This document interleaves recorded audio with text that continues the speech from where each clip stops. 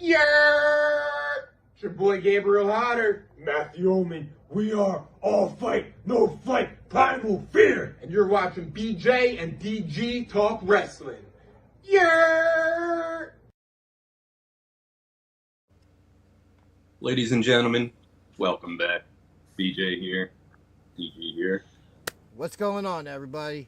How is everybody doing after the mini title changes this week? Chef. Yeah.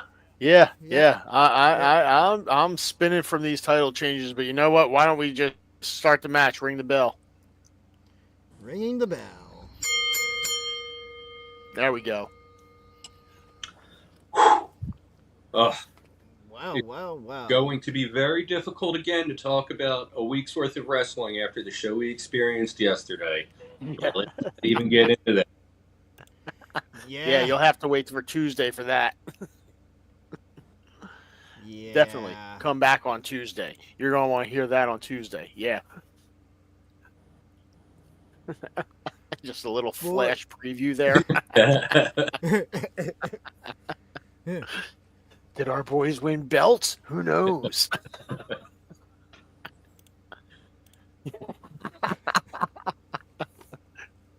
But yes, let's get to it. Yep. Boy, where do we start this week? Because a lot happened in all this week. So I guess let's start with Raw. Sure. Monday Night Raw. Makes sense. Start the week there. Yeah. New WWE World Tag Team Champions. Imagine that. Judgment Day tries to defend them and they lose them. Hey, it was only their second defense since winning him back. Yeah, I do not understand that both times that these guys have had the tag team championships. This literally they've been placeholders. Just give the titles to Vacant, all right? The Vacant's the new World Heavyweight Champion. Just let Vacant be a double champion. That's I want to see Vacant win at Saturday night's main event. Oh yes, and we will talk about that soon. But yeah, they actually gave that match good time on Raw too. It wasn't a short match by any means. It was fine, I was good with the length on it. It was, I mean, it probably could have been 5 minutes short or whatever, but fine with that. It's an interesting way to start, maybe not start, but to kick off with AJ's retirement tour. Give him some gold. Sure. It is an interesting place just to start in that general purpose with it. Like, I really wasn't expecting that, but it's nice because, if he's going to be done, say, after WrestleMania, it's a significant run, and they can always drop the titles to lead him into whatever final singles match he has. Yeah. It's always fun when a tag team that's just been put together and doesn't even have a name gets the belts on them. It's just like, okay, cool. Now what do we do? My only issue is, and this is something WWE's always been known for, the makeshift tag teams. Right. The odd man. Yeah. That's in some cases it's worked out really well. But not usually. Well, I mean, AJ and Dragon Lee, they're both good competitors. We know what they bring to the table. AJ can definitely help elevate Dragon Lee to another level, especially, paired with him as a tag competitor. He can definitely teach him a lot of tricks while he's on the way out the door there.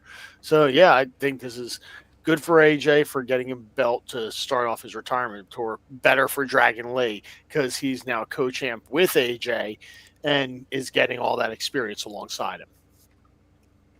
My only concern about this is I'm worried if they're going to turn AJ heel on Dragon Lee at some point.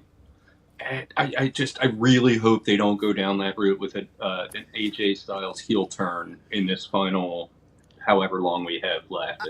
I mean, you know what? I don't disagree with you, but I'm not necessarily against it because some of my favorite AJ stuff is when he's been a heel. Yeah.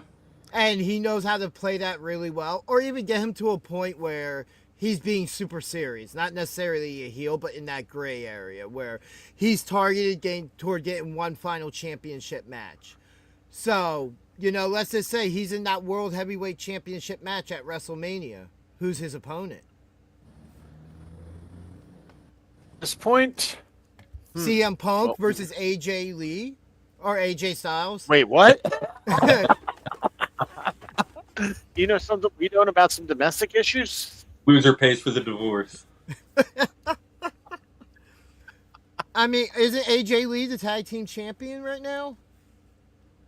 No, AJ is not the tag team champion. Now I'm just picturing AJ Lee with the Kane and Daniel Bryan, I am the tag team champion gimmick. Yo, hold on. Just real quick. One of my favorite random pairings of two guys all time is Daniel Bryan and Kane because of all the therapies. That was played so well and it was just that was our truth entertainment. Out of all of the random pairings that Kane has been a part of, that's one of the best, definitely. Him and X-Pac wasn't random bad. Pairing is Kane and RVD. Era. RVD. Kane and RVD, yeah. Now, I always thought that between them, I thought Kane and RVD was a bit more logical than Kane and X-Pac. Yeah. And then Kane almost joining DX. Well, imagine Kane brings green the fire and black. And we know Kane. what RVD brings. Hey, it seems like a perfect pairing. Yeah. But yeah,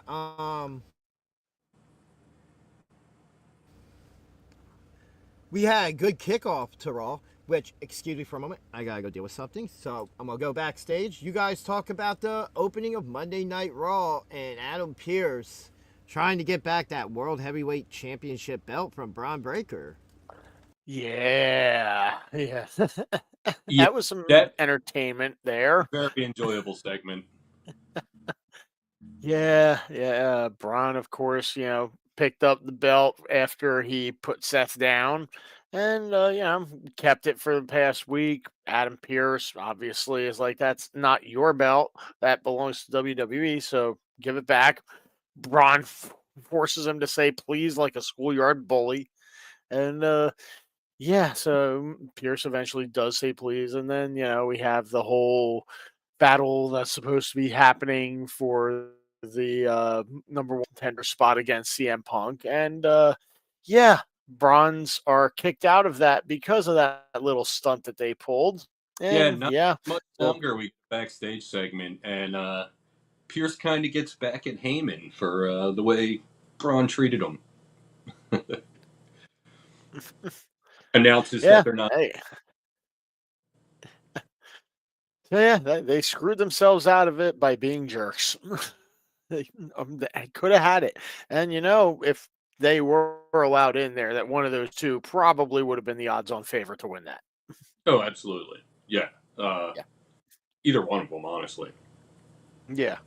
Yeah, there's a good chance that they probably could have gotten down to those two as the last ones. And then, they got to figure out which one's going over the rope and who's staying in and actually going to win. That's probably where the problem came into play. Like, yeah.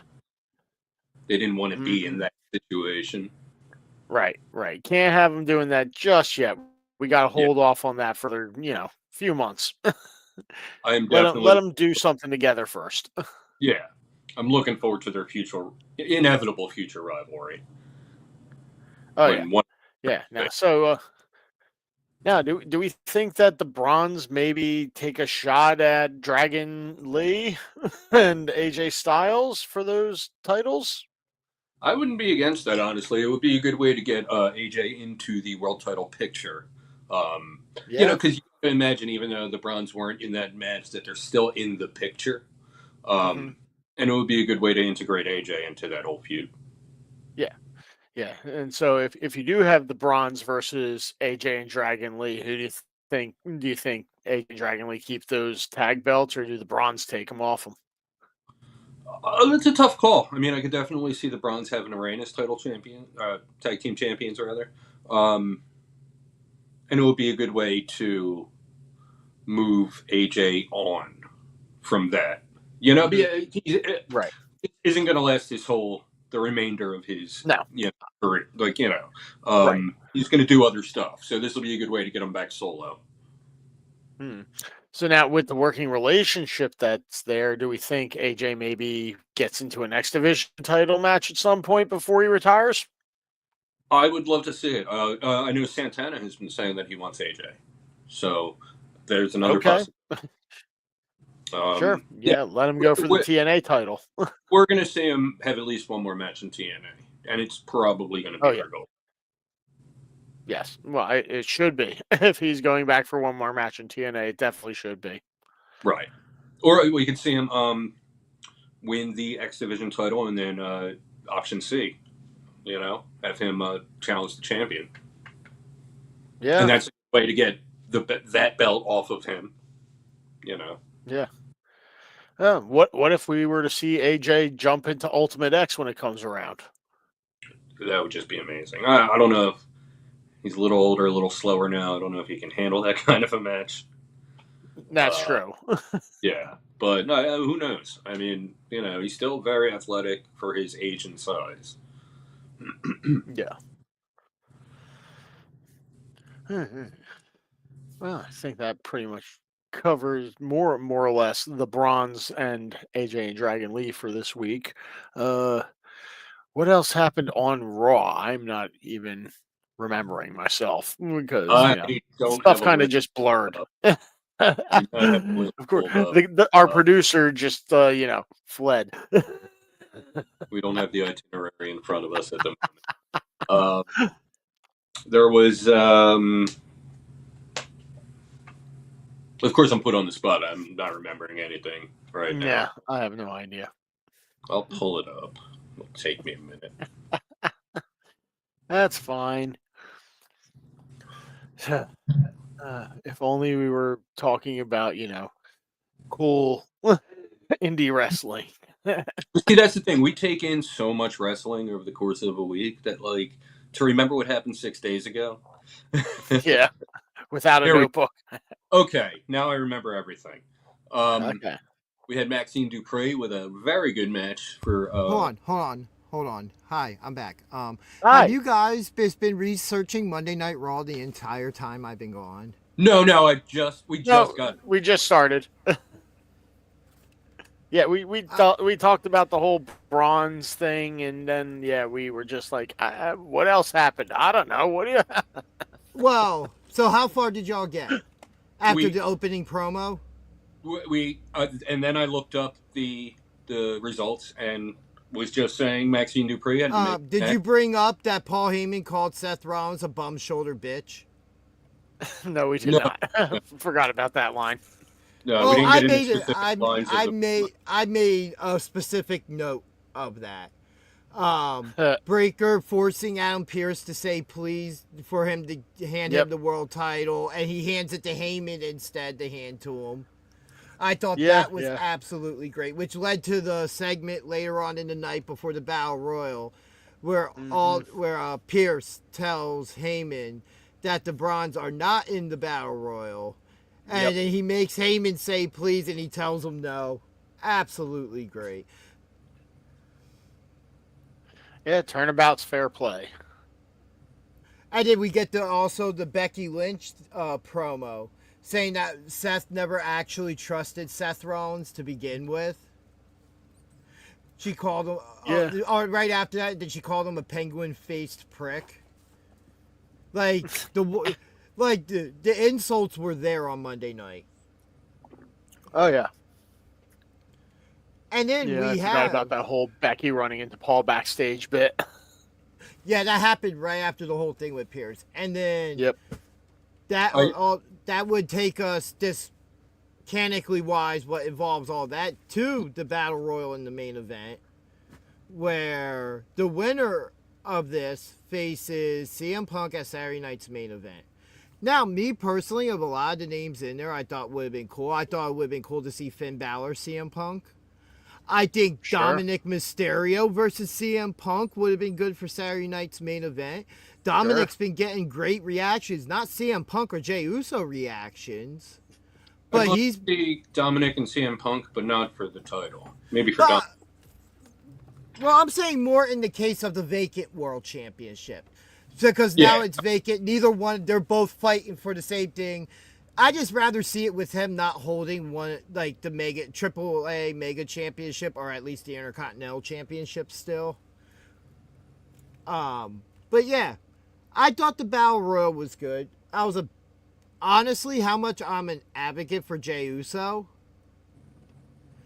I think that the way they did the match, it is definitely more leaning toward him turning heel now, considering Jimmy saved him in the match and pulled him back through the ropes. And then later on, Jimmy out. yeah. I mean, it was a double elimination, but still, just the idea he could have saved his brother and he didn't. Yep. Should have been El Grande Americano. Yeah, that would have There been was a preferable guy- to Jey Uso, I think. Yeah, he had a nice Or Penta. video promo. Sure. I would have been okay with like Kofi. Yeah. Like there were so many. Like honestly though, I'm going to be honest. The person who should have won that should have been LA Knight. Because I would have preferred that, yeah. I feel like the story's there with him and Punk right now. You know, so if you were to fully kick this feud into high gear with a match for the vacant world championship, and then you have LA Knight turn heel fully and cheat to win the match, you keep the belt off Punk, and you have a nice shocker for everybody and actually put the belt on LA Knight. Dummy. Yeah. Yeah. That would have been nice. Yeah. Yeah, it would have been way better than whatever storyline we're going to get with Jey Uso now. Yeah, the Jey Uso heel. We're all turn. wondering what you guys would say about a lot of what happened, and it's practically the first thing that you mentioned.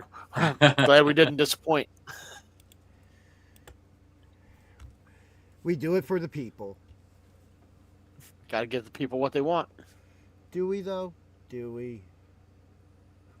Yeah. I mean, So we're when I trying. came back on, you were bringing up the Women's Intercontinental title match, which was legitimately a good match. Like, it looked like there were a couple instances where Maxine was actually going to win and have that shocker. Which I would say if she did win that, it would have gone down as one of the biggest upsets in recent history. Yeah. Yeah, she's definitely made great strides since she started wrestling and came in with the whole male models faction. So, yeah, she's a lot better than LA Knight's sister or something? I'm sorry. Yes, yeah, Max Something like Dupree's sister. Yes, yeah, that was just weird. That whole thing was weird. That was Vince. Yeah, we know. Pretty sure that was Vince then. Yeah. I thought even Stephanie Vaquer and Roxanne Perez put on a great match Monday night. Oh yeah. Yeah, that was a really good match. Like, Roxanne Perez will be a world champion Oh, yeah. on either of the brands. Like, she's going to be one of the ones who actually we're going to talk about, or people will talk about, say, in 10 years. So I don't know if we're going to be doing this 10 years from now, but, you know, if we are, boy, we really are, Marks. I'll be 60 by then, so we'll see. We will be. We all but got. WWE won't be a thing anymore. They're going to go bankrupt by then. They I got don't know. that TKO money funneled in now. I don't know, considering the fact that, you know, they've doubled their ticket prices in the past year, as I saw a whole thing about it, and people are still buying them at the moment. At the moment. They're going to price people out. They're going to keep trying. Yeah. You know, to get every little cent from people that they can. It's going to backfire. Mm-hmm. Oh yeah. Eventually, the price will get too high, and families will just say, "Nah, we're good. We'll just watch it on TV." Oh, wait. It costs too much to do that, too? Well, Well, then I guess we'll just spend $20 and go down to the Pro Wrestling Star Academy and watch that show. Yep, it's going to be a better experience. Yeah. Definitely will be. It's always a good time. Right, Rick. Rusev. Yeah, and Dom found another way to cheat Rusev. Not a surprise. Disappointing, No. but not a surprise. Not at all. One of these days, Rusev's getting a belt. I hope so. I mean, on SmackDown, I thought they were going to hotshot the title to Aleister Black. The match him and Dragunov had was absolutely amazing. Yeah, really good stuff. I'll have to go back and watch that one. Yes. That just like we were telling him he had to go back and watch the match last week, you got to go back and watch that this week. It was some really good stuff. All right. Cool. So I have a reason to go back and look at SmackDown. SmackDown was a good show. Yeah. In all honesty, I'll say this: with how we talk about, I do, how cookie cutter everything is. It seems like they have their formula, and they're never altering it or really changing it. And people say that it seems like the public opinion, SmackDown's been the worst show. I disagree. I think Raw is. Yeah, SmackDown. Outside of a couple major storylines to pay attention to where SmackDown, I'm typically sitting there watching the entire show. I'm not. Well, we can all agree that off. NXT is the best of the three. Absolutely. Absolutely. But what separates SmackDown from Raw personally is that, the MFTs, you got them involved in multiple different angles right now. I love that. Make one faction just, a problem for everyone. You have the open challenge thing is a great step. It definitely separates SmackDown from Raw. Just those two things alone. And then otherwise, I would say it's it's pretty even as far as the storyline quality. Yeah. Like I said before, it feels like Raw and their world title gets the major storyline, as to with Cody right now. It's been more short stories with him as champion, but we still know the quality of match we're going to get because they're great quality matches. None of us say the matches are bad. It's just like we wish there was more story to a lot of them. Yeah, him and Drew is going to be a banger, but how are they going to build it up? Yeah. My question, I'm assuming at the moment now Saturday night's main event opens up with Jey Uso and CM Punk. I don't see Cody and Drew being the opening to that show. That's a hot start for the show. Jey and CM Punk would be a very hot start to that show. I feel like that could go either way. Yeah, I do agree. Hey, what's up? I do agree. Bookend it with the championships. That feels the best way to do it for me. Like the whole show open with one, close with the other. Agreed. Yeah, no, because that seems to be their formula as well. And it does make sense. I just wish that, for something like Saturday night's main event, I just wish they wouldn't do PLEs like that. I wish both world titles would be the back end of the show, and then whichever one's the hotter feud is the actual main event, or you just, a double main event when both titles are being defended on the show. That's stupid. Double main events are stupid. The main event is the main event. How are you going to say double main event? Oh, I can't decide which one's more important. They're both... No. All right, hold on. So here's an example. I'm going to just throw something out there on that real quick. What if you have a really hot feud? All right, and let's just say it's something like one of those really hot feuds, like Flair feuds or whatever from the 80s. Like one of those blood match, and it's the payoff match. But then at the same time, you have an equal feud for a world championship.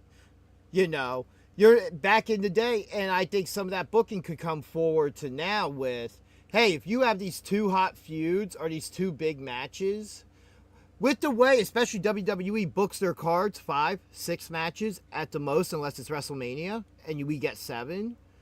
Both those titles really should be on the back end, and you should be building up your mid card to be the front end of the show. Especially for major hot feuds. I'm not talking about every time, because then there's going to be times that make sense. Well, the world champion's on the show to be on the show, and he's taking on somebody where the title's not going to change hands. Fans know it, but we know we're going to give them a good opening match because both guys are popular. You know, I think there's a fine line to it, because I understand what you're saying.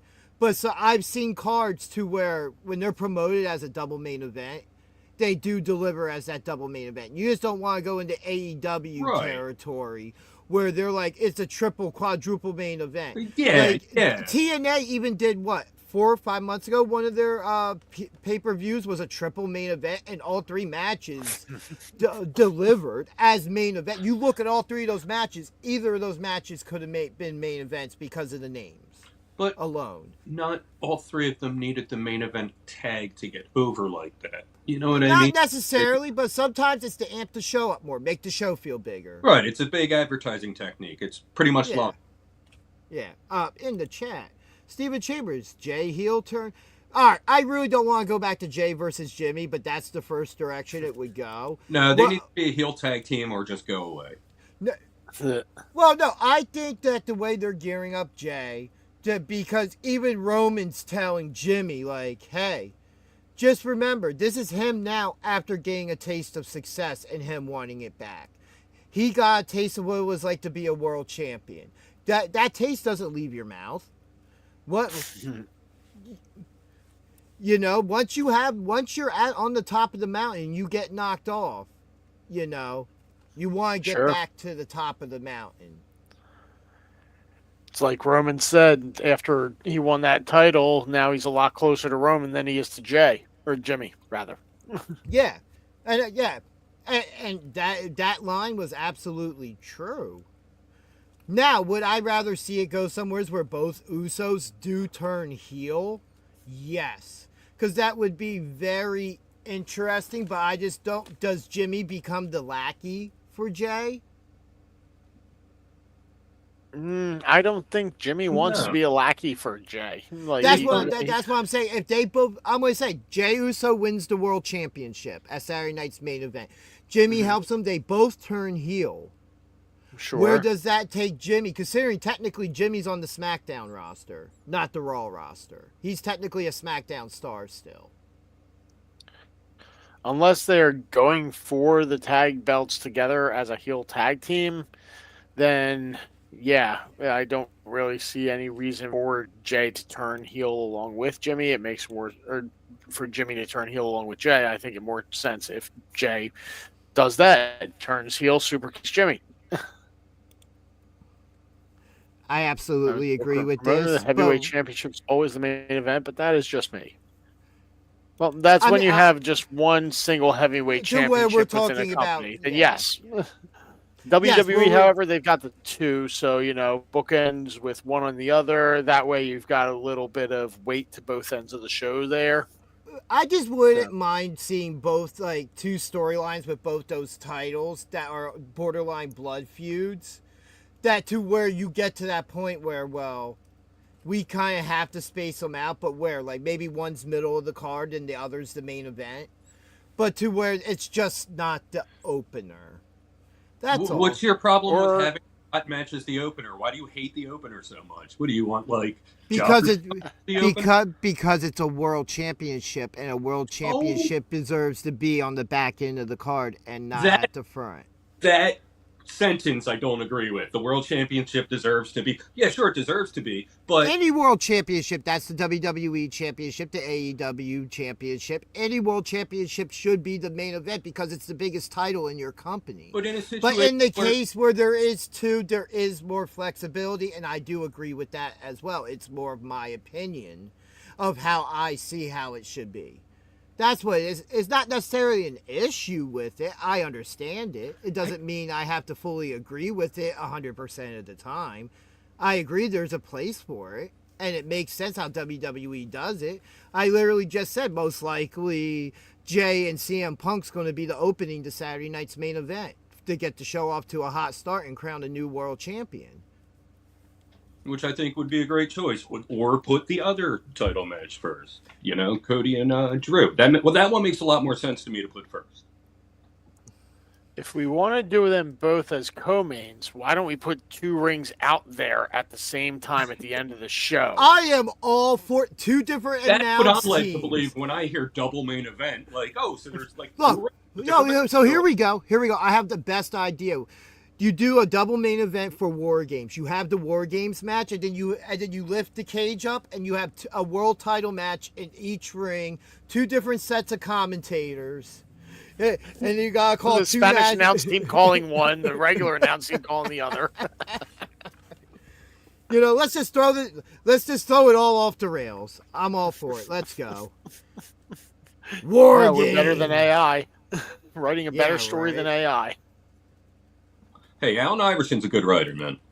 I don't know. Yeah. But I never heard anything about Iguodala. Yeah, I was about to say, I just never heard anything about Andre Iguodala. The AI 2.0.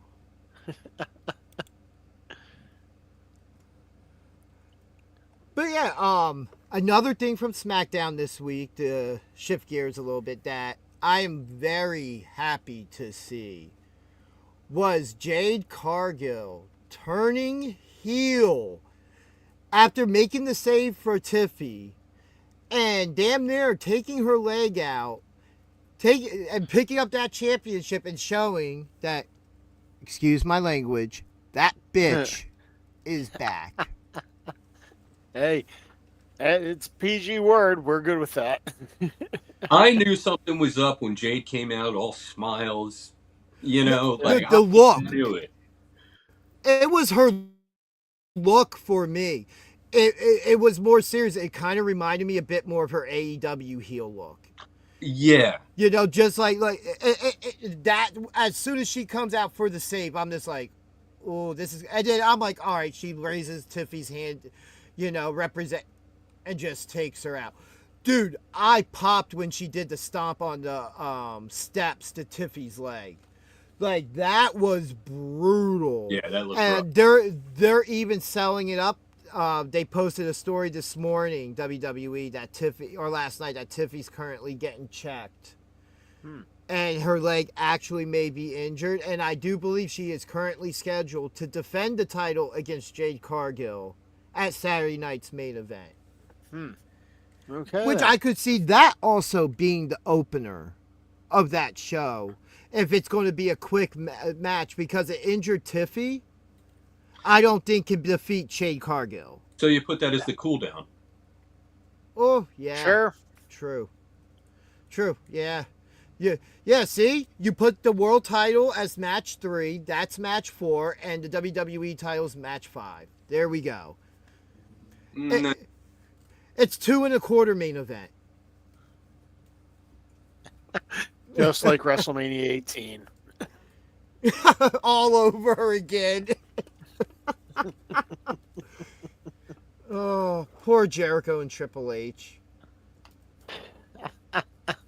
Poor the ladies that had the match in between that and the Rock Hogan. Anything after Rock Hogan, if Rock Hogan opened that show, that crowd would have been dead for the next 3 hours. Probably, yeah. Excuse my language again, but they would have blown their load with that as the opening contest. Sure. But yeah, so Jade Cargill heel turn. It does appear WWE is dedicated to getting this belt on her. As they should be. Where's Bianca been? Injured. She's had a broken finger since WrestleMania, SummerSlam, one of the two, whenever the last time she wrestled. Huh? Takes that long to heal a broken finger? Apparently it was bad. Finger. If she was a hockey player, she'd be back in 2 weeks. That's hockey, though. Yeah, hockey holds nothing to professional wrestling, all right? Yeah, and if she was Ronnie Lott, then she would have just had him cut it off. Get back in there. Oh. No, hold on. Forgot about that, didn't you? No, but I was going to make a reference, but I couldn't remember the guy's name to the Giants player, blew his hand off. Oh, JPP. Yeah, Yeah. Your ball. yeah. Fireworks. Yeah. Or Plaxico That shot dumbass. himself, you know. Yeah, Plaxed with the brilliant decision to bring a gun into a club in sweatpants. Go Giants. Oh boy, it's always Man, something with the. Yeah, I my definitely heart's already think that. broken today. So it's also very interesting that both of Bianca's friends have turned heel. How long till she finally turns heel? Jeez, because I think Bianca would be so much more interesting as a heel than a babyface. Yeah, I mean, her, like, inspirational, like, kids I look up get to it. her. Like, that's run its course. Like, it's time, you know? I mean, And her song says, "I never needed you at all." Anyway, that's Yeah. kind of more of a heelish type of song. I'm on my own against the world. Yeah, that's not like babyface. Oh, I love everybody. Yeah, that's not inspirational as much as it is, like, oh, you shade. Yeah, yeah. I never needed you at all. Watch me shine now. oh come on. Chef's cover of Bianca's theme will be coming out on Spotify next week. Keep No, an not eye out. Spotify. Spotify doesn't pay. Look, we'll be releasing it on some no-name streaming site that's not this site. Because YouTube said they are too good for it. And that will bring the value of their site down tremendously. So that's why I'm taking it to X. And anyway, he's only making one mark buck for every 1 million listens. Yeah, that sounds right.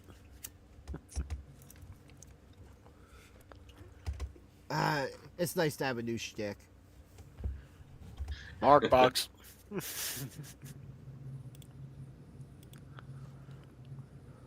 But yeah, other things I liked on SmackDown that the Sami Zayn and Dragunov backstage thing about keeping the U.S. Open Challenge alive, and which Dragunov does, and we get Aleister Black as his.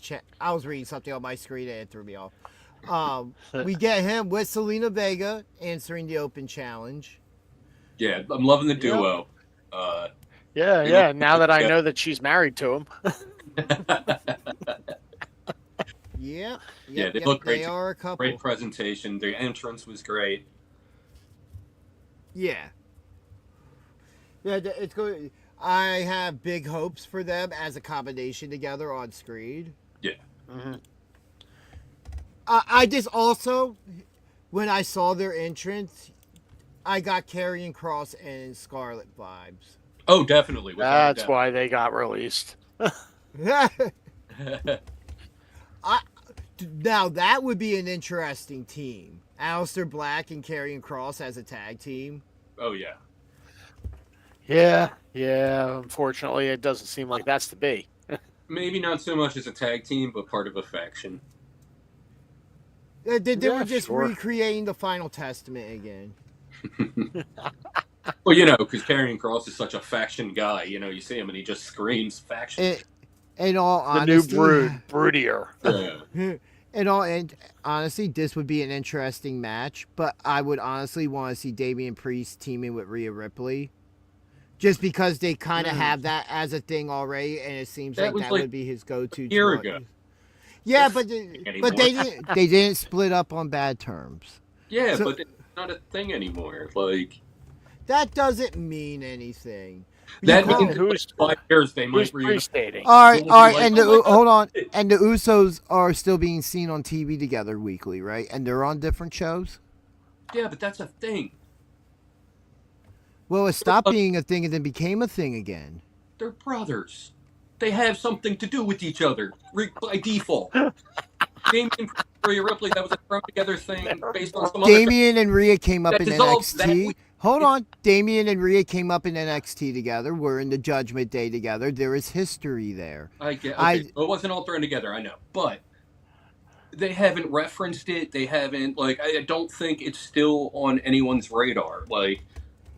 You know, part of it would probably be when the match happens too, and what's going on storyline wise. Because if Rhea's heavily involved in the Kabuki Warriors feud still, or something like that. And yes, I did see something about that last week. from I think it was in the Japan tour. Yeah. She's wrestled before with the broken nose, hasn't she? With the Yeah, mask with and the everything. mask. Yeah. Yeah. So she could be back soon. But yeah, I really enjoyed that Dragunov and Oh yeah. Black match. Yeah, like I said, I gotta go back and watch that one. Selena Vega gets involved. You get Damian Priest appearing. I really love how and that's not over yet. You know what? I'm retracting my statement that these men should have a casket match. After the Fireball, they should have an Inferno match. Ooh. Sure. With Kane WWE, do you have the balls to book it? Book it, you cowards. That is TKO. Do you have the cojones?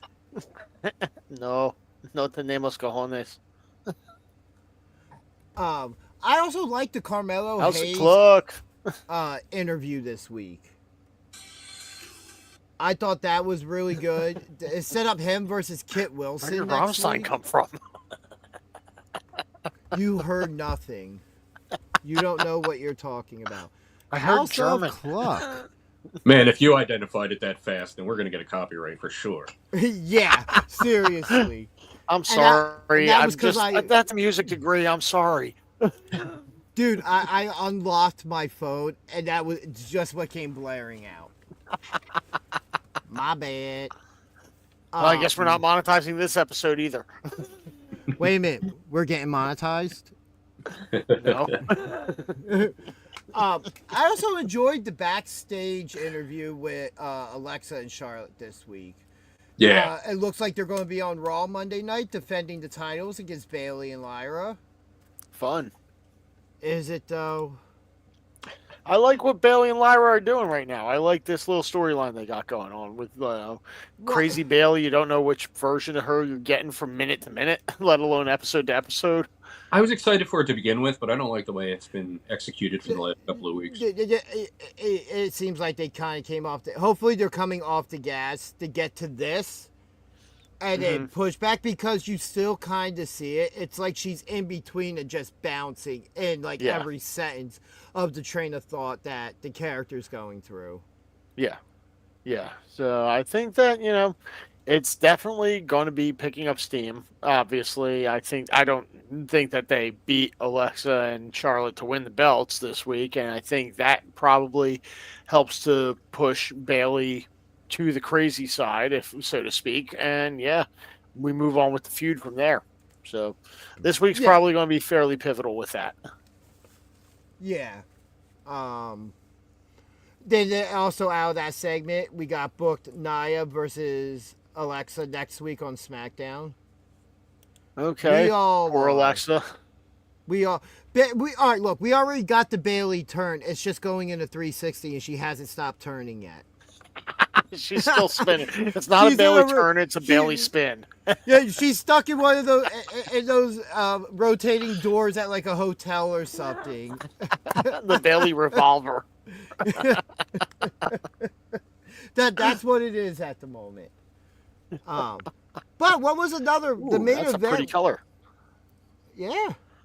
The main event was a no DQ match with McIntyre and Jimmy Uso this week. Okay. That was pretty good. Drew McIntyre wins. After the match, he puts a chair around Jimmy's neck, but he's just like where the back is, and he's just holding it. Yeah, kinda. And he's just pushing it down, and he's telling him he had nothing to do with what happened to Jacob Fatu. Okay. Which, I will say something. We've seen Drew McIntyre do a lot of things, but we know it's him. But the thing is, how many bad things we've seen him do, and brutal things, something like that. Yeah. Something backstage like that, a sneak attack, isn't one of the things that at least this current incarnation of the character does. And that's been since his return, Mm-hmm. That's not him. He comes right at you face first, and you'll see him coming because he doesn't care. But yeah, we have Cody coming out to make the save. They get into it. Cody gets back in the ring to check on Jimmy and then eats a Claymore. Yeah. And then that's pretty much how the show goes off the air. All right. But Call the Scooby-Doo Detective Agency to find out who attacked Jacob. Yeah, which leads me to my next question here. It was Rikishi. He did it for The Rock. All right, well, so Chef, who do you think took out Jacob Fatu? I think that it was Naomi. Kit Wilson. That would be hilarious. God, would that be hilarious? Seriously. All right. Yeah, I'm going with Taller Tonga. Hold on. DG, what's going on over there? Just that comment right there. What if it was That Oba? Okay, sure. Okay. I'm all right with that. What if it was like the Micro next one. Man? Yes. I'm even better with Micro Man. Microman? It was Mr. Iguana. Let me see. I think it was... It was Layeska.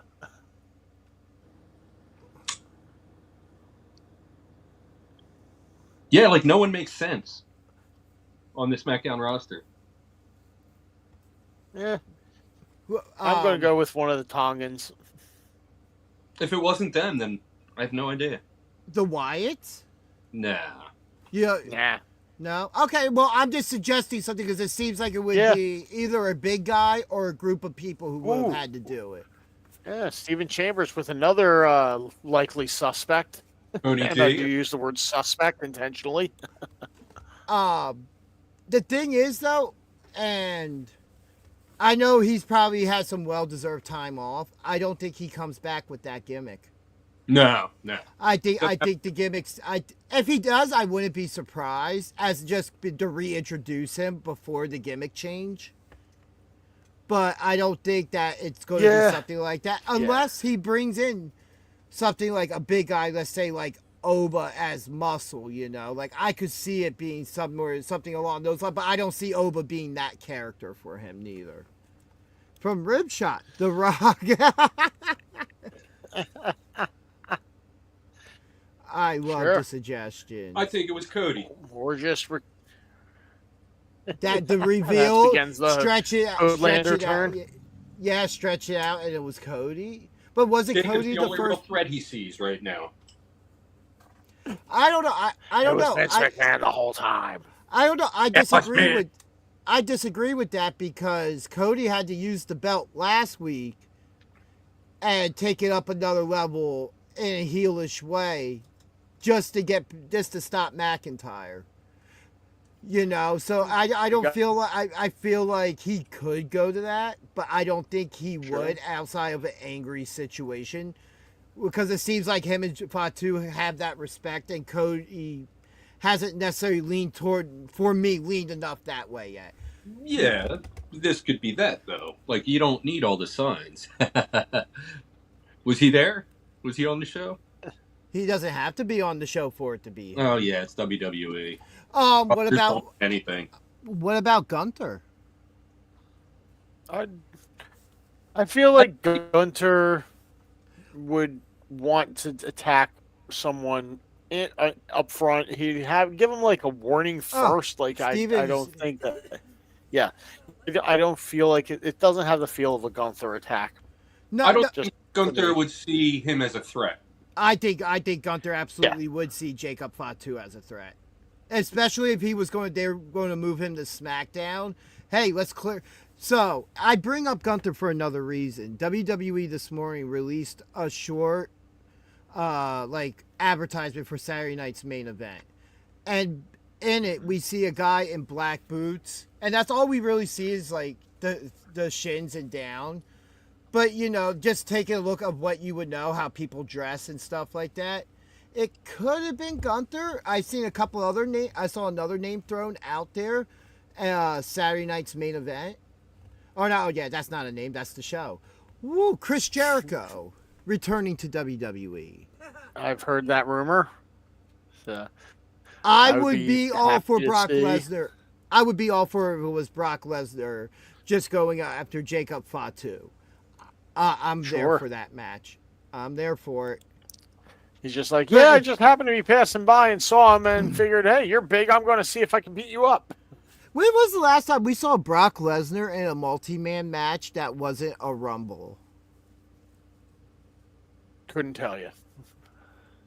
Like a fatal four-way, a triple threat, something like that. Been one-on-one. There was a triple threat with, wasn't there Bray Wyatt and Roman? Or Strowman? No, that was with Roman. Roman and Strowman and Bray. That was when Roman came back during the Thunderdome and won the title. I thought Lesnar was maybe involved with that.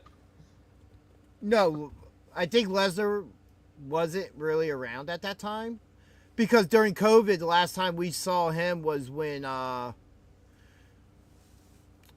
Strowman beat him for the belt. Or beat Goldberg or Goldberg beat something like that. When Drew won the belt. Drew beat Brock Lesnar. And he squared like that 5-minute match for the COVID WrestleMania. And then Big Show came out, yeah. Oh, what about Randy Orton? Yeah. I could see it being Orton. That had crossed my mind. But why? Why? Because that gets him one step closer to Cody after Cody gets past Drew. So with the last Cody-Drew match, I saw that, don't know how true it is, but that WWE was considering having Randy interfere on Cody's part and accidentally costing him the championship. Sure. That could have worked. Why, or because he's the Viper. Yeah, but usually it makes sense when he's attacking someone. You know? Yeah. I mean, but at the same time, too, Randy Orton would be, when it comes out to it, one of the smarter people to know how to play the in-between, stay in the shadows until he needs to let it be known it was him. Oh my god, do you remember Masked Attacker Orton? Yeah. Oh, with his lead pipe and his hoodie. Boy.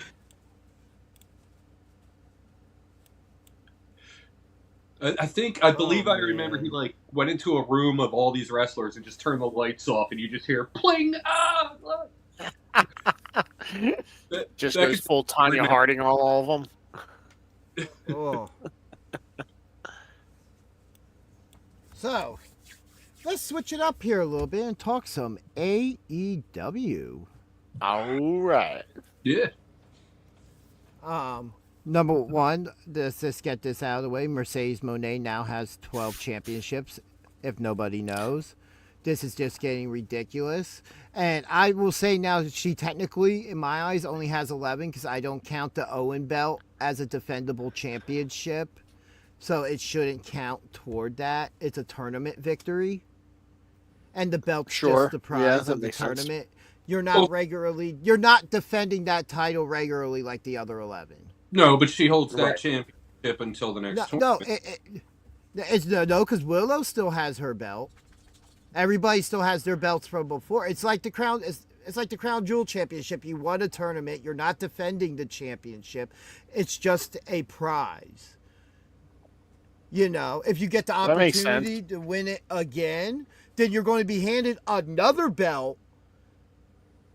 And you become Becky 2 belts. Yeah.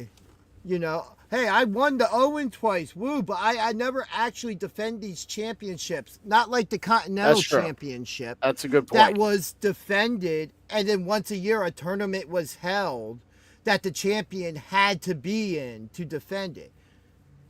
Just like that is defending the title that way. Yes. But once the tournament resets and the Owen happens again, they're not going to call. They didn't say that Willow was defending her championship, her Owen title. You could say it like that, but you really know the title's not being defended. She's just defending her crown as the previous winner. Just like a Super Bowl champion. You know, you're not just given the same, you're not just defending the same ring over and over again over the last 50 some odd years. No, you're given a new ring every year for every new champion. Yep. So that's I'm where pretty I sure- say that for me, it just doesn't count toward her technically having 12 championships. She has 11 championships and a trophy that's in the shape of a championship belt. Yeah, that's fair. Yeah, but with it being technically a belt, I guess it's still a belt. And it's still a reward for winning the tournament. So it It's is technically a championship. a championship. It's just Okay. not defendable. Okay, all right. If we're and going the to be technical, and every super hold on, and every Super Bowl team that's ever won a championship or multiple championships has more than one Lombardi trophy in their case. No, but they have more than one ring, which is the prize for winning the. And the Owen, they okay, have and the replicas Owen, of the Lombardi Trophy. and the Owen belt is the trophy for winning that tournament. So essentially, she's wearing her Super Bowl ring around. Yeah, But- that does. All right, so you put it like that, yes, but she's not, but she can't defend it in a match. It is a trophy, and then It's the more like next a year- Stanley Cup. Yeah, that's what I'm saying. Like, yes, it's a belt if you want to be technical, but it's not a title like she's defending the TBS championship or the CMLL championship or the Rev Pro Women's Championship or any of the 8 other Well, championships winning she the has. cup gives you the right to hold it, but that's not the. You know what I mean? Like you don't. But I'm just Cup saying, goes I'm back just to saying, Spain. You I'm get just saying, like- I'm just saying. In this case, Yes, like the it's Stanley not Cup, something. yes. Yeah, but it's not something that she has to actively defend. So it's technically it's to hold it on par to say to the TBS championship as a defendable title or the CMLL title is asinine. Yes. Oh, well, yeah, okay. Your point is made. And valid. That's what I'm saying. Is it something she can walk and parade around and say, yes, I won this in the Owen tournament. Yes, but you know what? I can't come or not me, but anybody can't come out and be like, oh, hey, I want to challenge you for your own tournament belt. Right. No, nobody's challenging her for that. Nobody cares about it now. It shouldn't be counted. It That's is fair. a trophy in the shape of a belt. Yeah. Yeah. It holds very little prestige at the moment until we get back around to the Owen. She had, it's like winning the King of the Ring. Sure. It's like winning any other tournament. That's all I'm saying. Yep. That makes sense. I mean, she does still have 12 championship belts, though. It's technically Yeah. 12 belts, yes. And it Yes, is from yes, a championship. Yes, I did. It's admit- not an everyday defendable belt though. As I said, I do admit that in the case, this trophy is in the shape of a championship belt. Yeah. But it does not have the prestige or the same rules to it as the I believe other 11 Ribshot. championships. Yeah, the end of Yes. Ribshot's comment says it best. It's wrestling. Nobody's arguing the technicalities will change that. And that is why I am here to argue the technicalities, and people are actually listening. And it's more or less just a perspective thing of looking at it, especially where you're going to compare it to her breaking the Ultimo Dragon's record of 10 belts. Yeah. That shouldn't count toward that. Because all 10 belts he had, he actively defended. Yeah. Well, she broke it with 11 anyway, so. Yes. But I'm just saying that specific one should not count. It is not an active championship. How many did Aries get up to when he was doing his belt collector thing? 6, 7? Is it? Yeah, I think he got pretty far up there. He just didn't get there. I want to say lowest 5. No, I definitely had more than 5, if I remember. That's what I'm saying. That's as low as I would go. Yeah, I'm not going to be able to help with the answer for that one.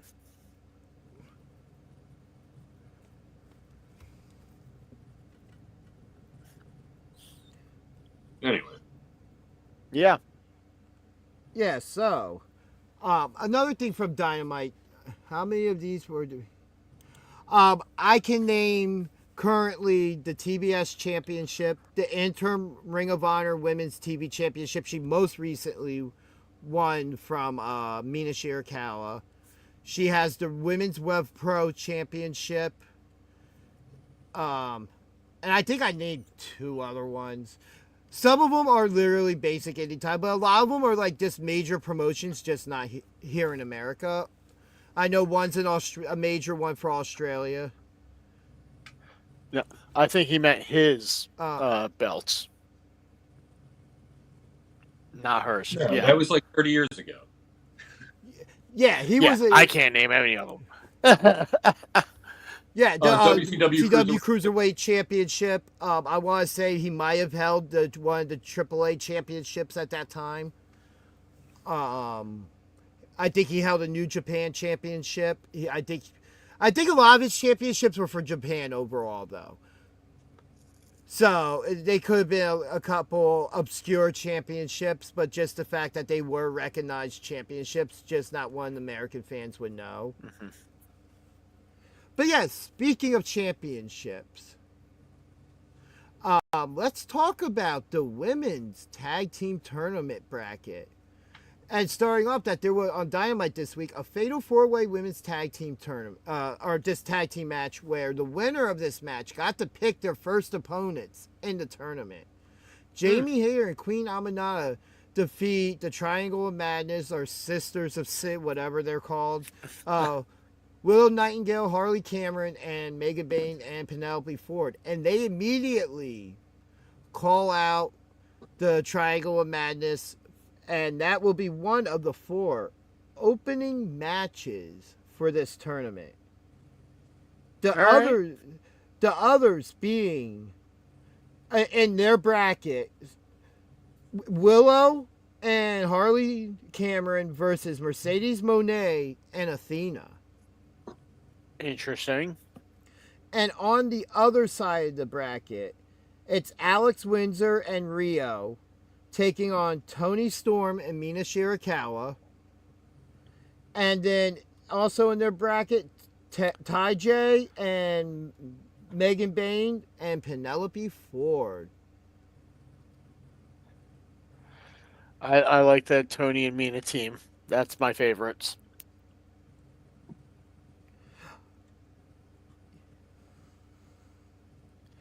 You know what, though? My thing is, and it's easy to do, Athena would have to take the pinfall, but the Mercedes-Athena tag team kind of is interesting to me, considering they were just not necessarily on the same page all that long ago. Mm-hmm. But they have that same drive.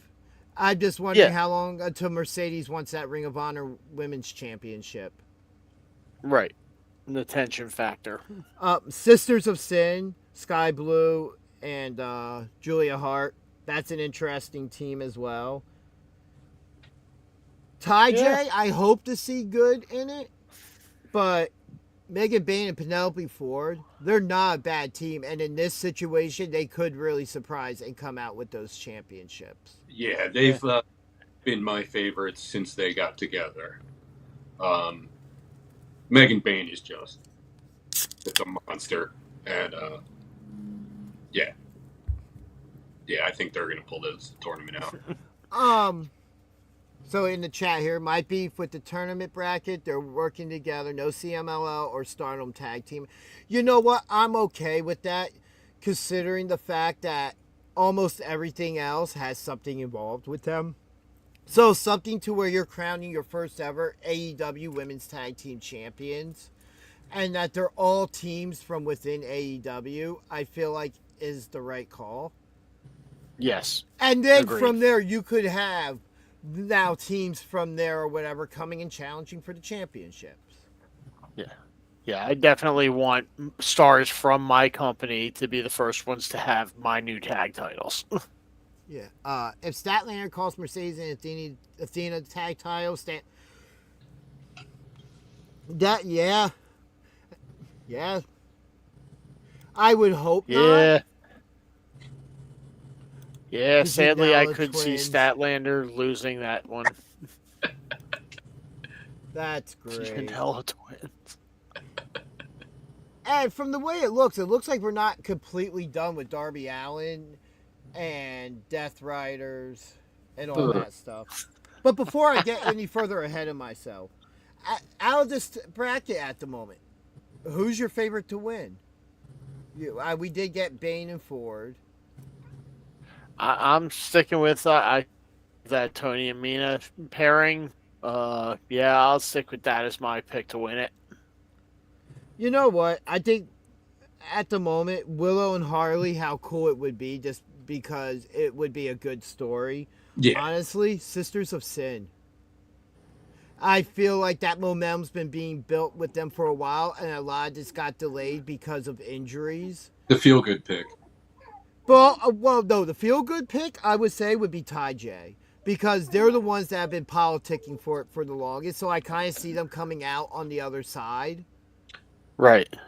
And then the Sisters of Sin and them in the finals, I think would be a good storyline to have going right now.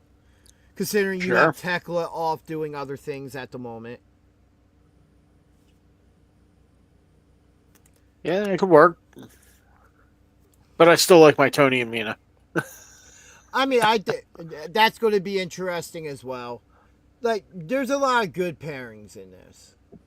Yeah. Definitely a lot of good pairings. Other stuff from AEW this week. The Conglomeration beat the Death Riders. By the way, has anybody noticed how jacked Pac is since his return? Oh, yeah. I watched Collision this morning from last night, and he's either doing steroids or hitting the weights, because, damn, something changed. He cut his hair and had it woven into his muscles. Yeah, right? Like, it's absolutely insane. Like, I noticed it watching Collision today. I'm like, when the hell did he get so jacked? Every time he disappears for a while, he always comes back a little bigger. No, but this time... this is... Yeah. I mean, I guess he had more than enough time to be hitting the weights. Yeah, he was going to... Okada and Bandito this week in the main event was pretty good, too. Yeah, Tegan Knox, I was going to get there, appeared on Collision this week. Oh, nice. I didn't... Yeah. Completely forgot about her. Road Game Pac.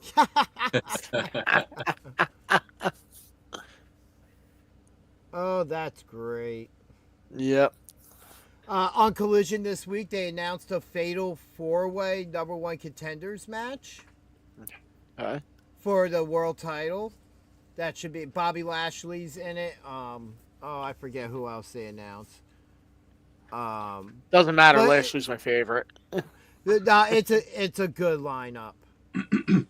Ricochet. Yeah, Lashley's still my favorite. Damn, I can't remember who else. I saw the graphic. I just can't think of, because Lashley and Ricochet were on the right side, and the other two were on the other side. And I'm having trouble seeing that side in my mind. Yeah, and anybody watching at the moment, please don't forget to like and subscribe. And if you're watching us on YouTube, and maybe we're one of the few reasons you come to YouTube and you prefer using Twitch, there is a QR code currently up in the corner. You can scan that and subscribe to our Twitch page. And if it's the opposite, and you're watching on Twitch and you didn't get to see the beginning of the show, which I think I fixed the settings for our show to save on there, even though I know doesn't stay on there permanently. This QR code will take you to our YouTube page. There it is. No, that's not it. Yeah, it is. Samoa Joe and Hook are the other two. Okay. Okay. Thank you. Sure. And that there will take you to our YouTube page where you can catch up on any old episodes and any other content we have posted if you would choose to do so. And yeah, Lashley's still my favorite. And then also, this Tuesday, Yes. we will be doing our PWU Haunted Review Show. Yeah, which that's that the one I'm QR looking forward to.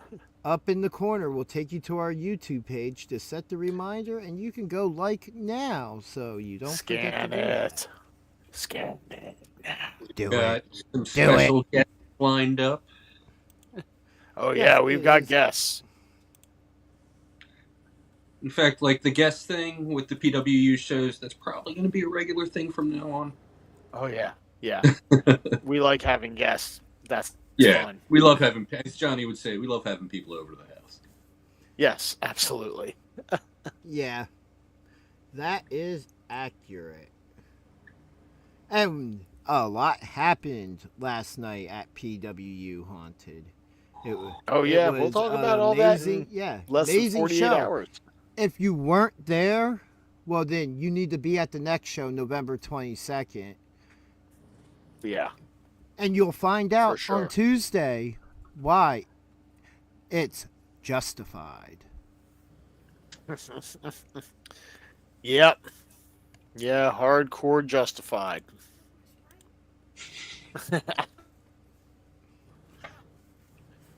But yes. Now, let's talk some NXT. Let's.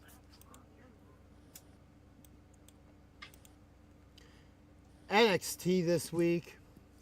Overall, between both shows, very good. Yeah, absolutely. We had the callings kicking off the Tuesday show with Tatum Paxley talking about becoming the number one contender. Mm-hmm. Fatal influence, the typical back and forth, which leads to what will be a main event match for them later on in the show. We have a segment with Ariana Grace and Stax Lorenzo. I'm enjoying this pairing so far. I'm very interested to see where this goes. Leon Slayer, Javon Evans also appear in that. Yeah, apparently their pairing is going down the aisle. They were calling each other fiance now, so. Yeah, and another real life couple. We had TNA X Division Championship match this week with Stax and Leon Slayer, which was a pretty good match. Yeah, it was what it needed to be. And then we get chicanery and whatnot in there, as you would expect. And we get them on the mic, talking about being a tag team and challenging anybody out there. And we get La Parka and Mr. Iguana out to accept a challenge for Halloween Havoc, which I always enjoy seeing Mr. Iguana. I enjoy seeing the new version of La Parka as well. Yeah, that was cool. Perfectly honest. Yeah. It brings back memories of watching the original La Parka in, whichever version of him in WCW. Because AAA gimmicks and stuff like that never really die. They just get passed on. Right. El hijo del Dr. Wagner Jr. That's the grandson of Dr. Wagner. El hijo del Dr. Wagner Jr. If it's Vince, I will probably stop watching WWE. And that is coming from one of the biggest marks anybody will ever meet. Yeah, I'm already, not thrilled with the current product now. That would be it for me if Vince were to return. I've been teetering. The only plus to him returning would be if he got the company back and put ticket prices back to where they would be, but let the story product stay and just sit back, count your money, and let everybody else do the work they're already doing. He's not capable of doing that. Oh, I absolutely know that. And I don't want to give Vince another $1 personally. That's just me. We had some men's speed tournament matches this week. Jasper Troy defeating Zachary Wentz from TNA. Which should have. Jasper Troy, man, he's another one. Let him get some ring time. I just don't understand how the speed style fits him, but Wow, would that be it'll be if interesting. you have the power to dominate someone in a time frame of 3 minutes, then that's where he fits in the Speed Championship. But yeah. And then you had Axiom defeating Sean Legacy from Evolve. That was a pretty good match. Axiom getting something. I can see where they see something in Sean Legacy, though. Yep. I definitely can see that. And then we had an interesting in-ring segment with Ava, Sol Ruca, and Zarya.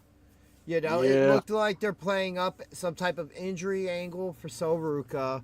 Mm-hmm. And Blake Monroe comes out like, well, you were supposed to face me. Now you can't give me my championship. You know, Zarya volunteers as tribute to defend the title. That was weird. That was weird. Yeah, I didn't like that. You know what? I wasn't necessarily against it because. But when they're always vacating titles left and right now, when someone gets hurt and then just doing something else, like having someone else slot in there. Right, we had the same situation the night before, they were. Hold on. We could come back. We will come back to this. We can circle back around to that. Because what you're talking about can be a circle back around moment for that. So put a pin in that. We'll circle back around again. You know, so the match gets made. Zarya will defends the title in Sol Ruca's place against Blake Monroe. Mm-hmm. But before we get to Halloween Havoc, Fatal Influence defeated the ladies from the Calling. You know, setting up everything. The NXT title contract signing between Trick and Ricky Saints was good. I really enjoyed that. A lot of fine points were made in that. When you have two talkers like them, they're really able to hit those type of segments really well. Yeah. Yeah, that's where you get the best out of that type of segment, when you get guys who can go back and forth with each other. Yeah, so let's talk about Halloween Havoc now. And you know what? We'll start with the Women's North American Championship before we forget this whole point being brought up on the substitution. Yes. So how they did it and how this ends, I'm okay with, because we get to the match. And Blake Monroe wins the championship. So they were going to pull the championship off Sol Ruca anyway, and just to have Zarya stand in, because I think they're going to split the Zarya and Sol Ruca team anyway. Because it does seem like there's coming to a point where Sol Ruca has benefited a lot more from this tandem of having her in her corner. Yeah. She was now a double champion, which the match between Zarya and Blake Monroe was good. It was a good match. They did a good ending with involving Sol Ruca still. Blake Monroe coming out dressed like the Bride of Chucky, which was amazing. Yes. Gotta love it. Love me some Jennifer Tilly. Oh, yeah.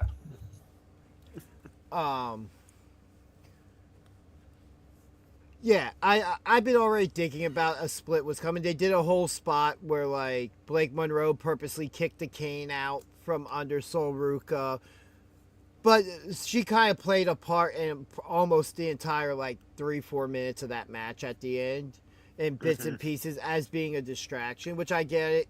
At worst, she should have been on commentary and not directly standing at ringside. Yeah. But yeah, since they had Blake Monroe win the title anyway, hey. It worked out to where it needed to get. Yeah, they got to where they needed to get to with him, because then you come to a point where you have to scrap the match, scrap it off the card completely. Or rough shot, you have Zarya end up winning some type of number one contenders match or something anyway. Like they did the night before. Yeah, but... And then you're just like, well, I'm just going to defend it in my friend's honor like I wanted to begin with. I'm not actually going to take possession of the title. So then we get to exactly where we were at anyway. It just makes it easier. You're skipping an extra thing you don't have to. And in the end, Blake Monroe got the belt anyway. So it's a no harm, no foul thing. And now you get to play into the idea that, well, Sol Ruka is injured. What does this mean with Zarya now? Because Zarya's going to turn around and be like, well, if you weren't at ringside, I probably would have won the match, which she would have a case for. Well, now can't Zarya just go and defend the Speed Championship in Sol's honor? Why don't we just do that? Yeah. Why don't we have her defend the vacant world title? You know, well, in Sol's honor. In Seth's honor, yeah. I did it for Sol. I'm just saying, in this case, hey, in the end, Ava allowed it. I did it for the Ruka. And I just think this was a case of they were going. Did it for Ava. I think this was just a case of they were pulling the title off of Sol anyway. So it was either you scrap the match altogether and now you have to come up with a whole nother thing 5 days out from the show. Yeah, you're right. Considering that it was SmackDown where Sol Ruka was apparently injured during the women's tag team championship match. So it was, I think the idea that even in kayfabe was the plan from the start. Yeah. And it was just how they were going to get there now. Yeah, sure. And if she I does feel have like this was a good time for Sol to lose that title to Blake. So yeah, that part makes sense. I just feel like, the journey getting there took us through the bad part of town when there was a nice scenic route right there. Well, you can blame Blake Monroe for that. Because it does seem like I don't think this is a real injury by any chance. I think if she has a minor injury, they're just playing it up so that they can get to the split. I thought the injury was fake, but I just know nothing about being injured. Lucky you. Yeah, right. I messaged DG. I was like, wait a minute. And he was like, no, dude. He's like, well, damn. So we'll head back now to the top of the show. That was a nice, fast-paced, hot start. Javon Evans and Leon Slater taking on La Parka and Mr. Iguana. La Parka didn't sound like, and I don't know how it sounded in the arena because I wasn't there, but over TV it did not sound like he got much of a reaction outside of some fans in the front row. Yeah. Yeah. Mr. Iguana got all the big reaction there. Exactly. Yeah, that's who they were there to see, Yeah. Oh yeah. He's got a stuffed animal. I popped Tuesday night when they came out. I was like, yeah, Mr. Iguana, let's go. And then obviously I popped for it last night. Why can't we see Psycho Clown and Pagano? So the reason they weren't on that show is because at the same time there was a AAA show in Mexico where they wrestled the Wyatts. Oh, no way. Okay. Oh, I like that match a lot better. Dom also defended his championship last night and retained it. Did not even hear about that show. I caught a couple videos. Outside of Dom retaining his title, I really don't know any other major results. I know the Wyatts came out of the end of their day standing on top. So I saw them holding both sets of championships, but I don't know if they have possession and are champions of both. If they are defendable belts. Oh no, they're defendable belts. These weren't won in a tournament that's held once a year, Right. Yeah, what he's saying is he doesn't know if they Braun Breakered the belts or not. Yeah, the AAA say please to get their titles back. Find out next week on Dragon Ball Z.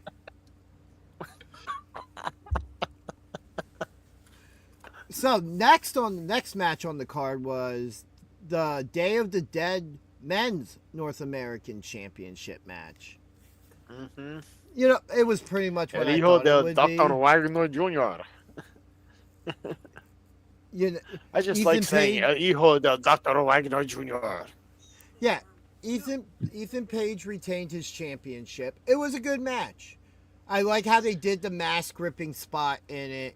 that led a couple minutes later to him turning the mask to distract him to be able to hit a cutter off the top rope through the table. It was well done. It was a good, solid win for him. Be interesting to see who steps up next now. Sure. We get another, because they had a segment last week with Kalani Jordan being kicked out the women's locker room. So now there's this whole play on Jordan Grace just trying to be friends with her or whatever. And now something we've talked about the last couple of weeks, Kalani Jordan acting heel. It seems like she's only has these heels tendencies when she's a champion, which was interestingly pointed out last night during their segment. Yeah, she gets the belt, she turns into a bee. Yeah, seriously. I'm actually kind of interested to see where that full thing goes, because I think it's a good stepping stone for Kalani Jordan to work with Jordan Grace. Oh yeah, Kalani Jordan Grace. There's their tag team name. It's a Jeopardy question. Yeah, right. Wrestling Jeopardy. Or Wheel of Fortune. Hey. Yeah. Oh yeah, or before Wheel and of after. Fortune. Yeah, before works and after. on both. Yeah. Definitely does work for both. Yep. So after that, we did get an interesting announcement. So NXT next month will be running Madison Square Garden. And I'm not sure if they're there for 2 weeks or they're just doing a taping for 2 weeks worth of shows. But those 2 shows in November will be NXT Gold Rush. Okay. Which will feature championships being defended from NXT, TNA, and Evolve. It's not like Title Tuesday. There's actually going to be a bunch of belts defended on this show. Title 2 Belts Day. Yeah, right. I'm interested in that to see where that goes. Just I'm wondering if it's going to be any type of cross or, is it like going to be cross-promotional? Not just that, but like, do we see 2 Evolve towns going for the Evolve Championship? Or do we see an NXT talent, one of the lower guys, going after that Evolve Championship? I expect crossover or an Evolve guy possibly going for a TNA Championship.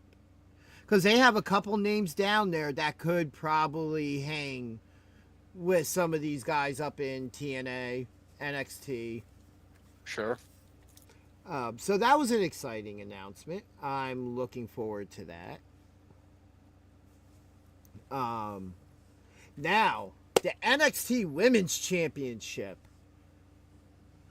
Tatum Paxley defeats JC Jane to become the new NXT Women's Champion. Yep. I'm going to be honest here. How happy I am to see it, I was surprised. Yeah, absolutely surprised. Tatum Paxley's been who she is for so long that we forget she can actually do stuff. Well, not even that, because I think we were talking about this before we went on the air. How 2 weeks ago, the Battle Royal, it looked like she was ready to take the bullet for Izzy Dame so that she could get the spot. And and Izzy Dame ends up going out of the ring, and she's the last one there and wins the match by default because of a double elimination. Yep. And now, 2 weeks later, or even last week, as the show went off the air, we saw Tatum talking about, and we just see Izzy constantly in the background like it should be me, like she's jealous. Now we get to the show. Everybody's been kicked from ringside. Fatal Influence, the calling, everybody's kicked from ringside. Eventually, everybody guys come back out, and the rest of Fatal Influence jumps on their back and starts trying to choke them out or whatever and stop them from getting to the ring to help. Izzy Dame comes from the backside of the ring with the title belt, and she's standing in the corner. Tatum turns around and is looking at her, and Izzy goes for what looks like she is going to hit Tatum Paxley with the NXT Women's Championship belt. Tatum moves, and JC Jane discounters with an elbow. Tatum hits her finish. 1, 2, 3. Was Izzy Dame aiming for Tatum Paxley? I don't know. Because it looked like Sean Spears and who's the other guy in the calling? That's exactly his name. No, Sean, the other guy, not Sean Spears. The other. Yeah, I know. That's what I said. That's exactly his name. What's his name? The other guy. That's exactly his name. Jensen, is it? No, they kicked kicked him out. Brooks Jensen. Yeah. Oh, did they? Okay. Yeah, he's been gone for a while now. Okay. Yeah, I don't know what the other. He's the Oh! Jasmine next to the group. It'll come to me. I know. Not yet, but it'll come to me. Nico Vance. Yeah.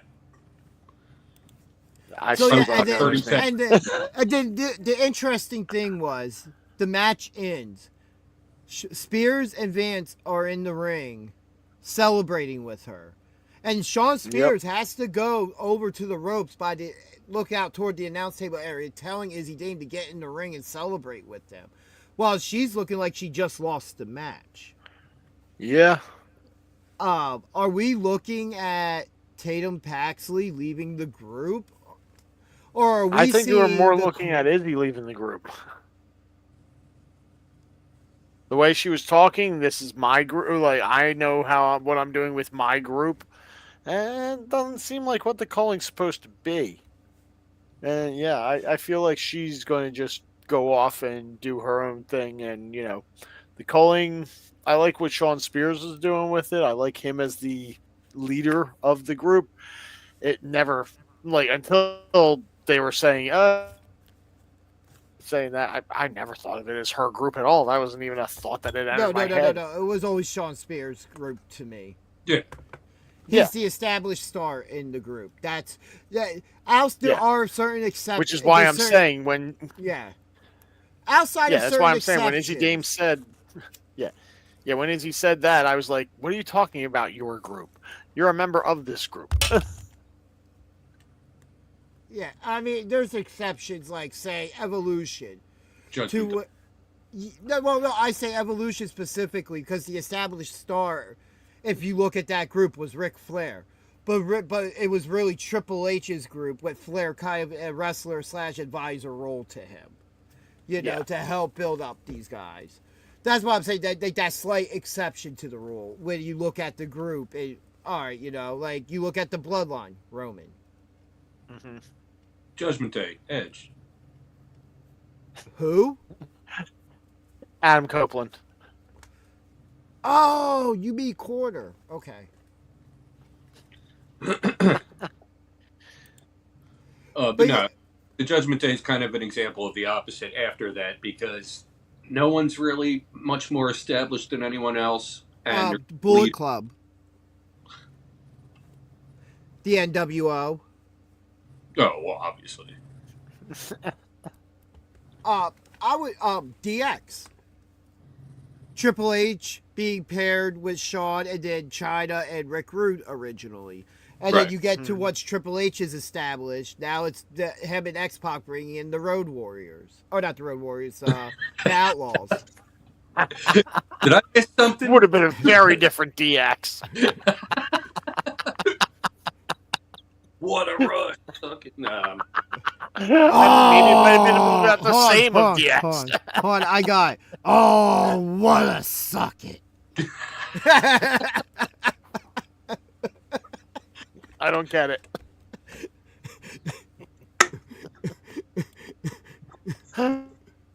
Yeah. Thanks, Blade. Yeah, me too. Oh, man. Good times. And then now, the Broken Rules NXT Tag Team Championship match. It's exactly what you expect from a Hardy Boys Broken Rules match. Did we go over what happened on Tuesday? Oh, the whole thing from the compound? They went into the Lake of Reincarnation and came back through? Oh, yes. Yes. Which is how it became a Broken Rules match for some reason. That's not in my notes. I'm sorry. It is. That originally started as a Dark State video package that got cut off into the Right. Hardys video. That's why. Because when I was just looking at the beginning of We got to see all the favorites. We saw Rebby playing piano. We saw Vanguard. Yep. Rebby's dead. The gardener. Kids. The dilapidated boat. The Lake of Reincarnation. We saw it all. All the hits were there. Yep. The Cowboys are so embarrassing right now. And might I say, Rebby was looking amazing. But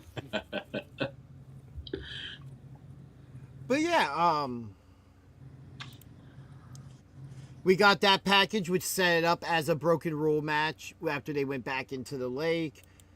And just would like to show this. I love that it. Jeff Hardy did the Fiend style face paint for the match. Yeah. Absolutely love that. What a nod cool. there. Yes. Absolutely love it. But so we get this NXT Championship match, which, I feel like we kind of talked about the idea of them just doing this because of Bound for Glory. Yeah. It helps in the end overall because now you're giving a future Hall of Fame tag team. They're just another achievement. Yep. Which rightfully earned whatever at this point. They can win championships all day. I don't care. Sure. Because they're not going to win 13 of them anytime soon. And they're also, I believe, still fourth rope tag team champions as well. Okay. And House of Glory tag team champions, I believe. All right. House of Glory riding high on the hog. Yeah. This match had some really Hardy style spots in it, which makes sense. Yeah. A couple top rope moves through tables, the Jeff Hardy jumping off the top of a ladder and crashing and burning. That seems to be Jeff Hardy's MO. Oh yeah. Yeah, what he's done for decades. Yeah. But a really good match. I enjoyed it. It went exactly as I expected. That Dark State was going to, those titles were getting hot shot. It doesn't hurt Dark State at all. If anything, it shows that as soon as they got their immediate rematch, they just beat a Hall of Fame tag team that's held tag team championships wherever they've gone. Yes. Besides AEW, because Tony Khan didn't know how to book the damn Hardys. Hey. Yeah. Hey, AEW. Every other promotion on the face of the planet that has ever had both Hardys at the same time has showed you how to book the Hardys. Or any other tag team for that matter. Tony Khan, take note. Thank you for coming to my Danger Ginger talk. Tag team booking rule number 1. Don't let the Young Bucks book your tag division. Then they're just going to super kick everybody and just be the champions. Exactly. But they are EVP, so it kind of makes sense. I'm EVP. Are they I am EVP.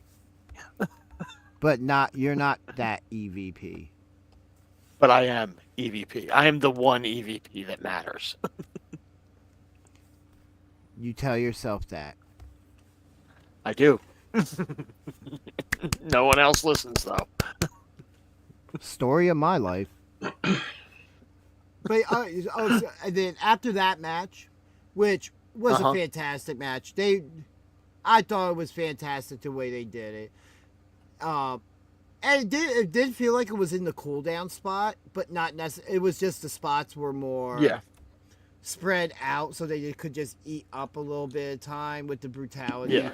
Dark State having all 4 members there, I was kind of surprised that we didn't see like Leon Slayer and Javon Evans come out and help them, because it seemed like we were kind of floating that a little bit. But I just think that NXT was like, all right, we let you borrow the titles, just like you let us borrow the X Division title on Zachary Wentz. so that Yeah. he could defend the title here, you know. But yeah, after that we get a backstage segment with Slater and Evans, speaking of them, where it looks like they kind of want to go after some tag team gold. Yeah, sure. I am all for it. Oh, definitely. Like, Yeah, these two in a match against each other as a tag team. You know what I hope we get at Gold Rush? And I'm going to say this. I really hope so because of the crossover potential. Ultimate X. Give us Ultimate X in the WWE. And and it would be on normal TV, so it makes it even more special that the match isn't happening on a PLE or pay-per-view. I'm fine with that. I'm cool with it. I think it would just be a really cool thing to see overall in WWE with this crossover. You know, it would just be a shame that we don't see AJ Styles in it, but we understand he's old. Yeah. It's fine. Yeah. He's got a title with Dragon Lee right now, so. Hell, you could put them both in the match. Yeah, why not? That could be fun. Exactly. I mean, we have seen tag champion partners in a match against each other at a time before, so why not? Yeah, I do. I'm going to be honest. I do like that concept at times because even as close as a tag team should be, especially if we're talking about tag teams like you would say, like the Road Warriors. Like, because they were all, like, because we don't see pure tag teams really across the board in wrestling anymore. Not at least at the major level, because they always get split up if they were a tag team. On the Indies is where you see that. Yeah. I do like seeing tag teams when they're pit up against each other in that type of circumstance, you know. Not necessarily like how it happened with the Usos, because they're more singles than tag team now. But, you know, like, you put both Young Bucks in a Royal Rumble. Like Royal Rumble 2001, how Jeff and Matt were the first two entrants. Yeah. Yeah. And eliminated each other as Drew Carey came out. Yep. I remember that. That was one of the best Rumbles of all time, by the way. Yes, I agree with that. It started out silly, but it was an amazing Rumble. But yeah, and then we get the NXT Championship, Ricky Saints and Trick Williams. And after that contract signing, I was kind of hyped up for this match. Now, I'm going to be honest. I thought Trick would win. Yeah, Part of me was leaning toward Trick winning that match, just by hook or by crook. Like, nowhere did I ever think it would be a clean finish. If he had one, which he didn't, Ricky Saints does retain the NXT Championship. Which brings up the question, not more where does Ricky Saints go from here, because we know the next challenger is going to step up. Where does Trick Williams go from here? SmackDown feud with Mello. I don't feel like that we got that goodbye yet. Because NXT's good for kind of letting us, like Tony D'Angelo. Sometimes. I'm still on the fringe with that. Was him leaving the hat his goodbye to NXT? Or was it goodbye to that being a part of that gimmick and we were just sometimes you get on. that, and other times you get Solo getting called up and getting called back to, hey, give us the belt back. You know what? I don't mind that at all because part of me feels like just because it's NXT, unlike Raw and SmackDown, like if you were to switch guys from show to show, I would say, hey, if you were to say switch the United States champion, right? And that's the one champion that goes over, let him hold the title till somebody from SmackDown beats him, but nobody from Raw can challenge him for it. Okay. Unless it's something like pre-set up, like, hey, you know, these guys are having beef. Can he put the title on the line? All right, but if your challenger wins, we get him as a superstar on our show. Yeah. But what show you're on doesn't really mean anything in WWE. The lines aren't as bad as they were in previous years. It seems to be as long as there's a story-related reason. Like anything with the women's tag team championships, because they can jump shows because there's not a big enough division to split those titles into two. You know, so that gives reason for part of that jump, but then it's Charlotte and Alexa jumping show to show. It's not the division as a whole usually, unless it's somebody from NXT coming up like Sol Ruka and Zarya did. Mm-hmm. It would be like saying, like, the idea of what they did to Solo. Like, let's just say Ricky Saints gets called up to the main roster, right? All right, well, now you're on the main roster. For me, I would say keep the NXT title on him, but I understand that storylines need to continue with that championship down there, and you don't want him burning the candle at both ends. Having to do both shows, because it seems like NXT is starting to run house shows now. So you're going to have your champion doing the house show thing. Because they're running, like, Michigan, Chicago area, I think, this past weekend. Or during the week past week. Something like that. Not just the typical Florida circuit.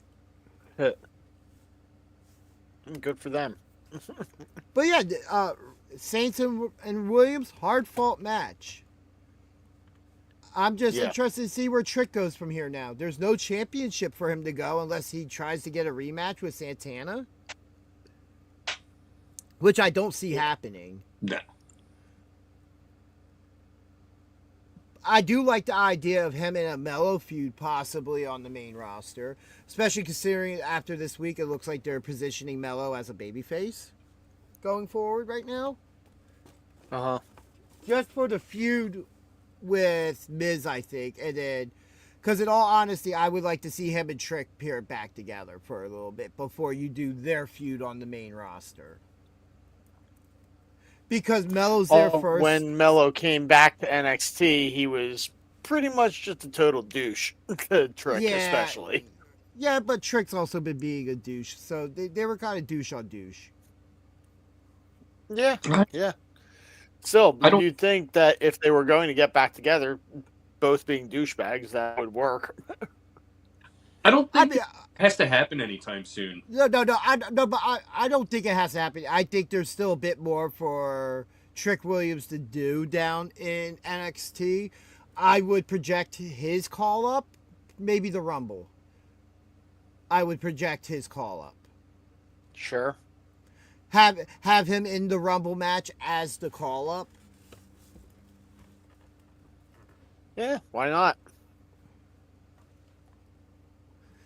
It's just an option. Yep. Hell, you could even have him qualify for the Rumble on the episode of NXT. Yeah, I mean, if you're going to do that way, if you... Well, I'm just going to say, it's like, hey, the higher-ups called down.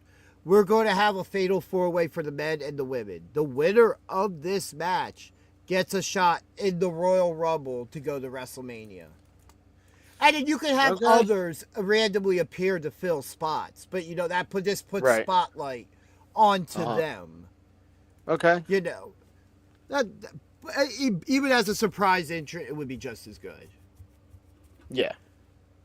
And then the show actually ended with them showing Tatum Paxley celebrating with the calling and a not so happy Izzy Dame.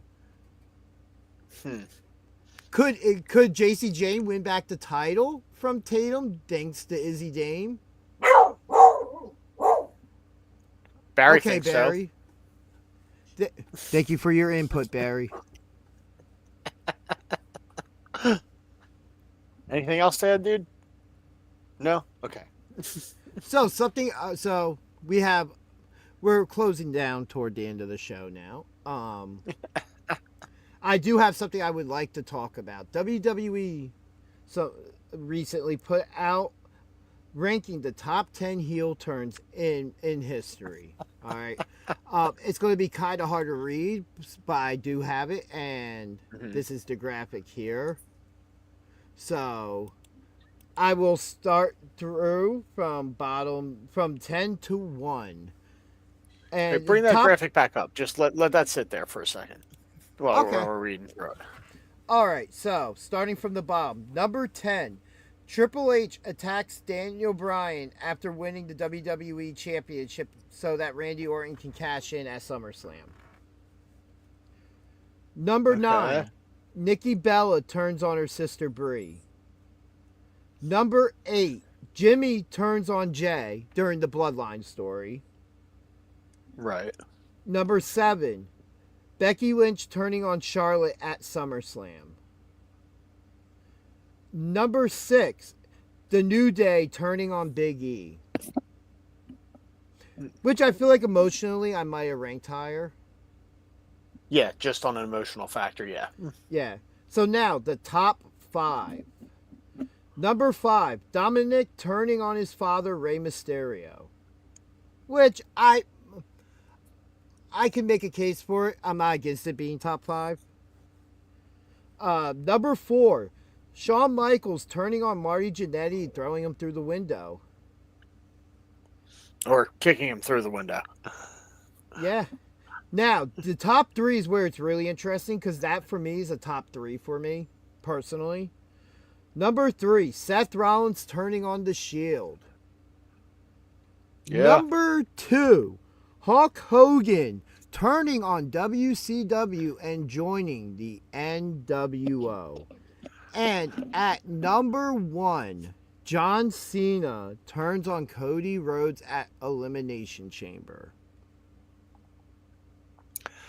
See, I think the Cena one is big, but I'm not sure top is the right word for it. I absolutely agree, and I feel like I see the narrative being pushed with this list, and I completely disagree with it because you're leaving out Andre the Giant's heel turn, which was huge at the time. Yeah. The Mega Powers when they split. Yeah. Yep. And I get because we had the conversation. Where did the Cena heel turn rank up when it comes down to it to the Hogan heel turn? Because that's the immediate comparison when you talk about somebody who is a lifetime babyface. And historically, I think the Hogan heel turn is bigger. yeah, even if we're only talking about the turn itself, because again, because something that the Hogan heel turn did that John Cena's or the others did on this list is flip the industry, is make people talk. The Cena turn, the Cena turn had people talking, and then everybody after we get to WrestleMania, we're like, there was no payoff.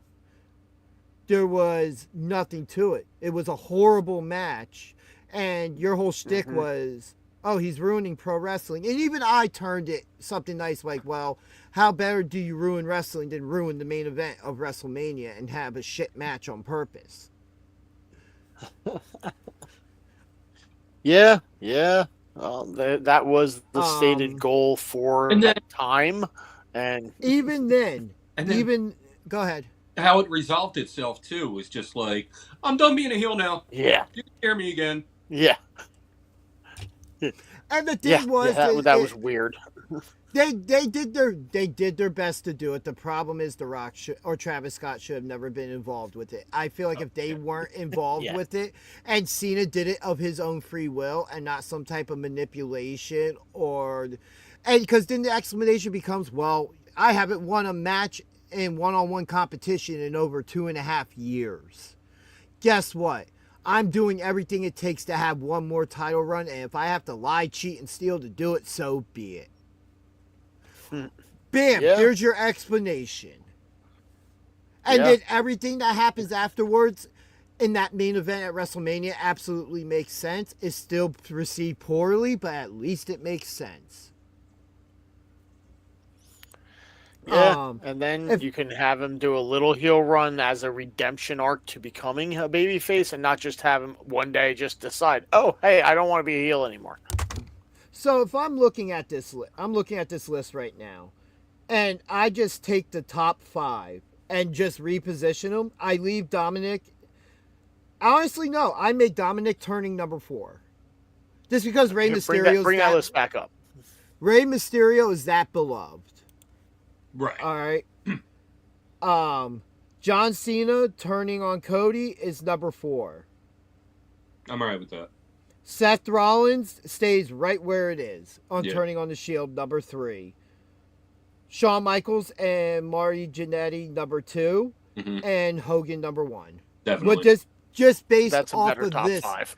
just based off this list, Yeah, that's a better And order no- for that top 5 there.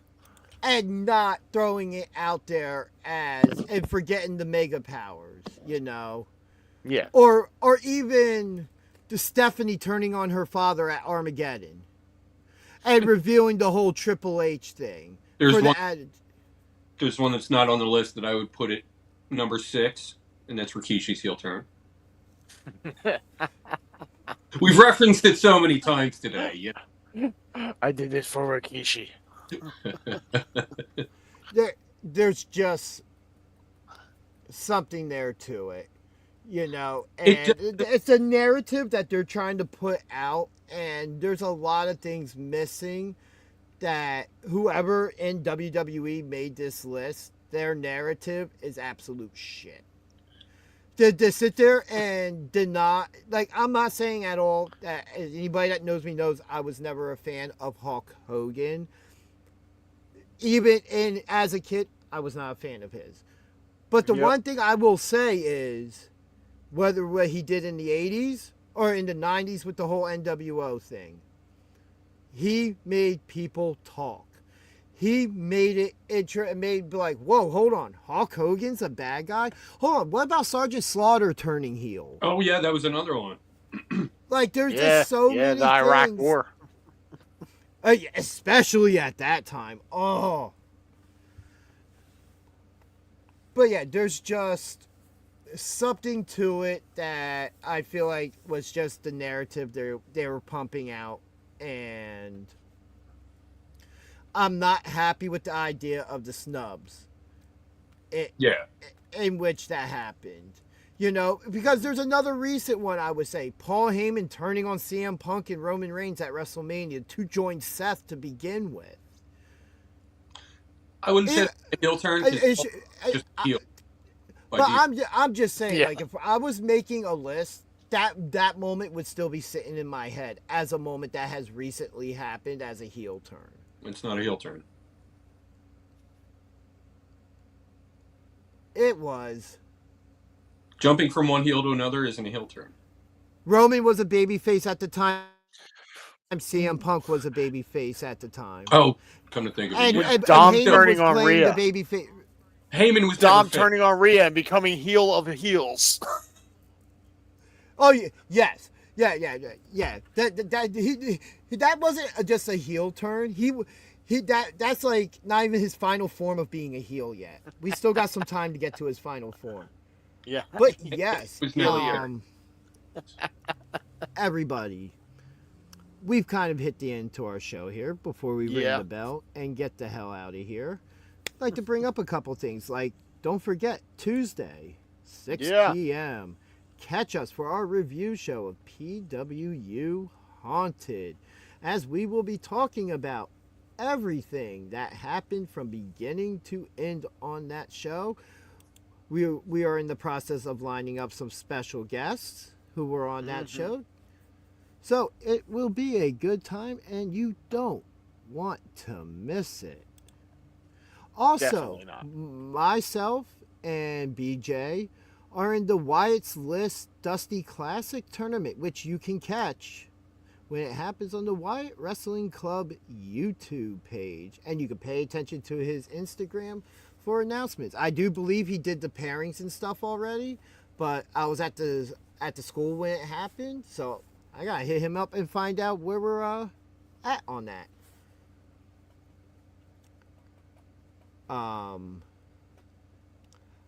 Otherwise, you can also stay tuned to us for any PWU news. That as soon as we know the next event is November 22nd. PWU Justified. And if you haven't seen it, you will find out Tuesday why it is justified. But that is pretty much all the time we have for today. Hey, while we're in spooky season here, I do want to mention Rhonda Shear is back with Up All Night. And she's on YouTube, Kings of Horror. Got friends over there working on this whole thing, bringing back this revival. So go Check it out. If you remember Rhonda Shear, she still looks fantastic. You're going to love it. It's classic. And keep an eye out on our channel also for other companies, indie wrestling companies news. We're in the process of working on a couple things to expand some. So keep an eye out for all that. And as always, don't forget to like and subscribe. And whenever you're ready, Ref, I think we're all ready I to think get it's out about of here. 1, 2, 3. Ring that bell. Hey wrestling fans, this is Rick Blade telling you to tune in for BJ, DG, best wrestling talk on YouTube.